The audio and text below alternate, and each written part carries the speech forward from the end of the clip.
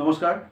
আজি মই এখন নতুন অসমীয়া কথাছবিৰ ট্ৰেইলাৰ এটা চালোঁ আৰু এই ফিল্মখনৰ নাম হৈছে ৰুদ্ৰ আৰু এই ৰুদ্ৰ ফিল্মখনত অভিনয় কৰিছে আমাৰ সকলোৰে পৰিচিত ৰবি শৰ্মা ডাঙৰীয়া সো আহক ট্ৰেইলাৰটো ৰিভিউ কৰোঁ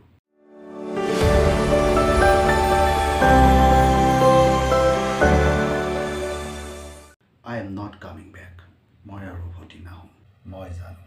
আপোনালোকে মোক একো কৰিব নোৱাৰে কিন্তু মই প্ৰতিশোধ ল'বই লাগিব Oh my God, mind-blowing dialogues. 6টা ডায়লগৰে এই ফিল্মখনৰ ট্ৰেইলাৰটো সমাপ্ত হয়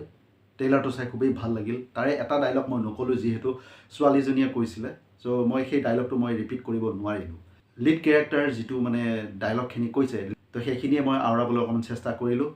সো ৰবিদাৰ এক্টিং পাৰফৰ্মেঞ্চ যথেষ্টখিনি ভাল হৈছে ট্ৰেইলাৰটো চাই খুবেই ভাল লাগিল আৰু আশা ৰাখিছোঁ ৰঘুপতিৰ দৰে এইখন ফিল্মো বহুত ভাল হ'ব আৰু ট্ৰেইলাৰটো চাই আমি গম পাইছোঁ যে একেবাৰে সাউথৰ ষ্টাইলত হৈছে আমাৰ অসমীয়া ফিল্ম জগতৰ কাৰণে বহুতে ভাল খবৰ আমাৰ যিবোৰ ফিল্ম এতিয়ালৈকে আহি আছে বা শ্ৰী ৰঘুপতিয়ে হওক বা ৰত্নাকৰে হওক এটা সাউথৰ ষ্টাইল দেখা পোৱা যায় ঠিক এইখনতো ৰুদ্ৰ ফিল্মখনতো সাউথৰ ষ্টাইল দেখা পাম বুলি আশা ৰাখিছোঁ ৰুদ্ৰ ট্ৰেইলাৰটোৰ চিনেমাটোগ্ৰাফী বেকগ্ৰাউণ্ড মিউজিক আৰু এডিটিং বহুতেই ভাল আৰু যথেষ্ট উন্নত মানৰ বুলি ক'ব লাগিব আৰু লগতে আৰু ডাইৰেকশ্যন ৰূপক গগৈ ডাঙৰীয়াৰ কামক যথেষ্ট ভালে হৈছে